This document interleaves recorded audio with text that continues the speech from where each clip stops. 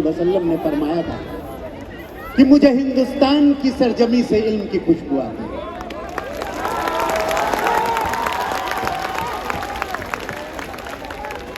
वही इल्म की महक, उसी इल्म की रोशनी, उसी के नूर को जगाने के लिए आपके बीच मुनव्वर जमाजी आए हैं।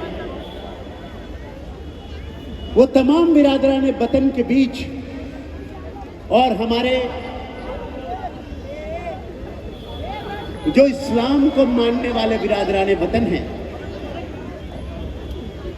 उनके बीच जो बुराइयां आ गई हैं, उनके युवाओं के बीच जो बुराइयां आ गई हैं, उनके बड़ों बुजुर्गों के बीच जो जिम्मेदारियों का अभाव हो गया है, उसको जगाने की जो शिद्दत से कोशिश कर रहे हैं, उन्होंने खोल दिया है खुशबू का बंद। ए हवा अब तेरी जिम्मेदारी है।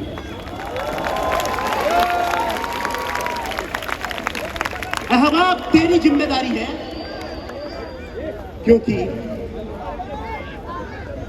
जो इल्म देने वाला आता है वो इल्म देकर चला जाता है। थोड़े से वक्त के लिए वो इल्म हमारे अंदर हलचल तो मचा देता है। ये नदी वर्षों हुई सोई हुई थी नींद भर, फेंक कर पत्थर जरा हलचल जरा इसमें मचा दी। ये हलचल तो मचा दी इन्होंने, लेकिन इस हलचल को आप सभी लोगों ने अपनी शिद्दत में बदलना है, अपनी मंजिल में बदलना है। ख्वाहिशों से नहीं गिरते फूल झोली में, ख्वाहिशों से नहीं गिरते फूल झोली में, वक्त की साख को हिलाना होगा। ख्वाहिशों से नहीं गिरते फूल झोली में, वक्त की साख को हिलाना होगा। अंधेरों को कोसने से कुछ नहीं होगा, अपने हिस्से का दिया खुद ही जलाना।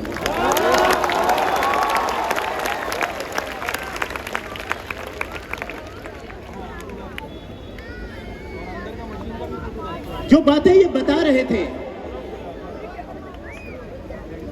उसके बीच से मैंने कुछ बड़े खूबसूरत फलसफे जो मुझे लगे, वो उसी के बारे में मैं आगे बात करना चाहूंगा। कि सूरह बकरा में ये बताया गया है कि रोजा क्यों करते हो तुम? जब रमजान का महीना होता है तो रोजा क्यों करते हो? उसमें यही तो बताया गया है कि ईमान वालों, तुम पर रोजा उसी तरह से फर्ज किया गया है जैसे तुमसे पहले आने वाली कौमों पर रोजा अर्थात उपवास फर्ज किया गया। पर आखिर क्यों? इसलिए, किस लिए? ताकि तुम तकवा कर सको, ताकि तुम परहेजगार बन सको। तो जब तक तुम तकवा नहीं करोगे, जब तक बुराइयों से दूर नहीं रहोगे, जिसे हराम कहा गया है, उससे दूर नहीं रहोगे, चाहे वो नशा हो, चाहे वो तनाजा हो, चाहे वो बुराई हो।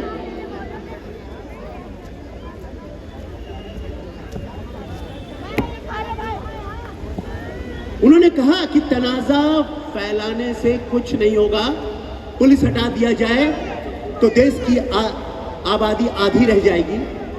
मैं इसी बात को आगे बताना चाहता हूं कि दीने इस्लाम में सच्चा शुरमा वो नहीं होता जो जंगे मैदान में शमशीर लेकर कूद पड़ता है, बल्कि जो सब्र करना जानता है।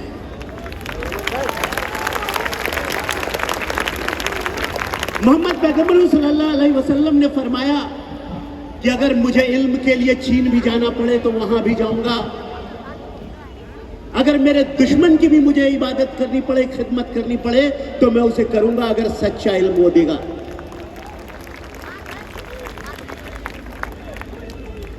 कुरान पाक जब जिब्रील के माध्यम से मोहम्मद पैगंबर सल्लल्लाहु अलैहि वसल्लम पर नाजिल की गई, तब उस वक्त पहला शब्द क्या था? पहला लफ्ज क्या था? इकरा, पढ़ो, पढ़ो, इकरा। तो आपको पढ़ना है, आपको सीखना है, आपको पढ़ना है, आपको गढ़ना है, खुद को भी और दूसरों को भी, अपने समाज को भी, और खुद को भी, अपने परिवार को भी और खुद को भी। हम अपनी जिम्मेदारियां भूल रहे हैं इस भागती दौड़ती जिंदगी में। अपनी जिम्मेदारियां, अपनी जवाबदारियां भूल रहे हैं। लेकिन अगर हम अपनी जवाबदारियों को समझ लें और हम ये समझ लें कि इल्म वो रास्ता है जिससे हर मुश्किल से पार पाया जा सकता है, हर बाधा को दूर किया जा सकता है। मैं अपना एक छोटा सा वाकया सुनाकर अपनी बात खत्म करूंगा।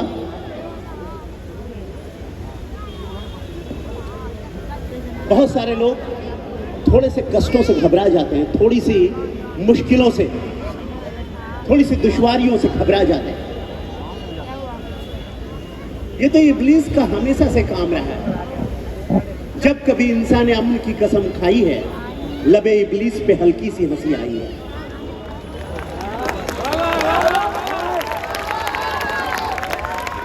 जब कभी इंसान ने अमन की कसम खाई है, लबे इब्लीस पे हल्की सी हंसी आई है। जज्बे इश्क तेरा खाम अभी है मुल्ला, इसमें अभी अंदेश है, रुसवाई है। मैं तेरी गफलते पैहम से भी मायूस नहीं, मैंने बेलौस मोहब्बत की कसम खाई। आप जो ये जो उजाला आपके बीच जो फैलाया गया है, ये जो नूर आपके बीच लाया गया है, इस नूर को आपको जगाए रखना है। हो गई है पीर पर्वत सी पिघलनी चाहिए, अब तो इस हिमालय से कोई गंगा निकलनी चाहिए। सिर्फ हंगामा खड़ा करना हमारा मकसद नहीं है, हमारी कोशिश है कि सूरत बदलनी चाहिए। और मेरे सीने में या मुनव्वर जमा के सीने में ना सही, तेरे सीने में सही हो कहीं भी आग, लेकिन आग जलनी चाहिए। और ये आग इल्म की होनी चाहिए, ये हसरत सच्चाई की होनी चाहिए, ये हसरत दीन की होनी चाहिए, ये हसरत दीन के अद दीन के पथ पर, मार्ग पर चलने की होनी चाहिए। और इल्म के सहारे दुनिया में जितनी अच्छाइयां हो सकती है उसको करने की होनी चाहिए। बाबा सलीम चिश्ती के पास से अकबर के पास जो इबादत गाह था, वहां एक फकीर पहुंचा। उसने सोचा, गांव वालों ने भेजा था कि हमारे गांव में सड़कें नहीं है, पानी नहीं है, प्याऊ नहीं है, ये सब चीजें मांग के आओ। फकीर थे, मांगते कुछ नहीं थे, पर सोचा शायद बादशाह सलामत अकबर समझ जाएंगे। बादशाह सलामत अकबर विभिन्न धर्मों के बारे में, विभिन्न इदारों के बारे में जानकारी ले रहे थे। बाद में उन्होंने नमाज अदा की। फकीर जब नमाज अदा करके बादशाह सलामत अकबर दुआ पढ़ रहे थे, निकल लिए। बादशाह सलामत अकबर ने दुआ खत्म की और बोला, फकीर कहाँ चले गए? फकीर को दौड़कर अपने सेनापति को भेजा, बुला कर लाए। फकीर से उन्होंने पूछा, आप तो यहाँ आए थे, कुछ बताने आए होंगे, कुछ मांगने आए होंगे, आपने कुछ मांगा नहीं? बोला, हाँ मांगने तो आए थे, पर जब आप इबादत कर रहे थे, आप कह रहे थे, या अल्लाह मेरा खजाना भर दे, मेरी सेना मजबूत कर दे। जब तू ही मांगता है तो मैं तुझसे क्या मांगू? जो मांगना है अल्लाह से मांग लूंगा।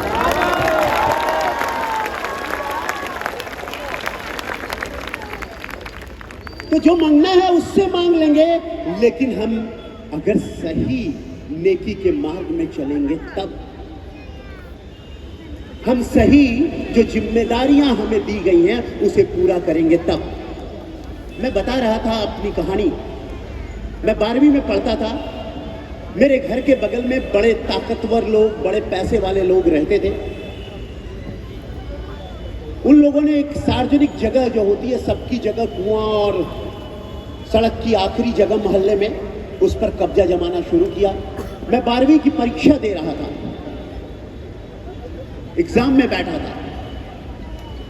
मैंने केमिस्ट्री की परीक्षा दे दी थी, हिंदी और इंग्लिश की परीक्षा दे दी थी, फिजिक्स और मैथमेटिक्स के पेपर बाकी थे। 7 दिन का समय था। मैंने रोक दिया। पहले इंस्पेक्टर आया, फिर डीवाईएसपी आया, फिर एसपी आया। सब ने समझाने की कोशिश की, जाने दो।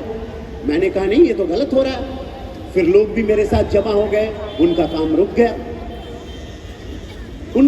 गया। 4-5 दिन के बाद मैं पढ़ाई करके छोटे बच्चों के साथ थोड़ा रिलैक्स होने के लिए क्रिकेट खेल रहा था कि पुलिस आई और उसने बुलाया कि कुछ बात करनी है। मैं चला गया। मैं डरता नहीं था क्योंकि मैं खुद पुलिस वाले का बेटा था।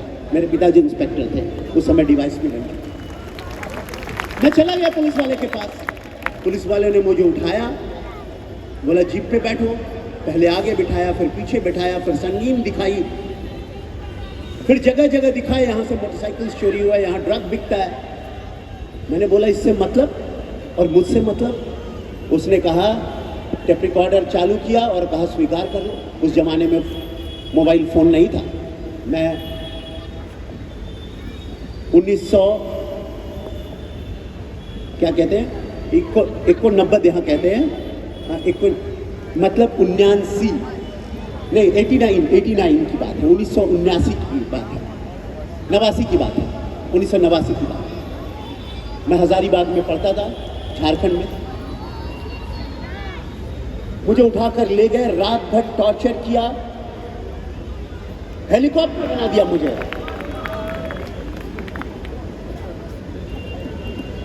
हेलीकॉप्टर बना दिया मुझे खटिया में बांधते थे पहले, और पैरों पर बहुत मारा, हाथों पे बहुत मारा। लेकिन मैंने गलत किया नहीं था, इसलिए गलत कबूल नहीं किया। और उसके बाद मैंने संकल्प किया कि मैं आईपीएस अधिकारी ही बनूंगा।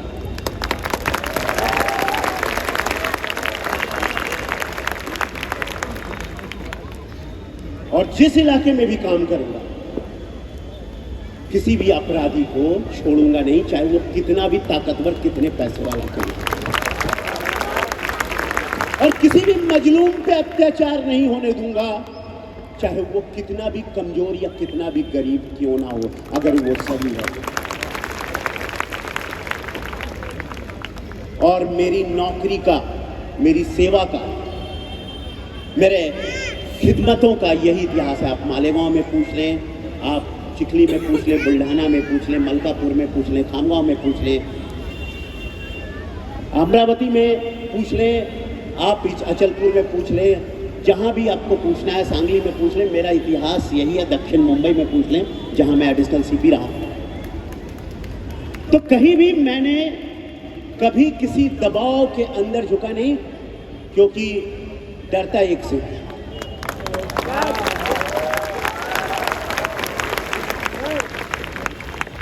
और उसी पे भरोसा करता हूं। हिज़्बुल अमल हो, क्या है, क्या है,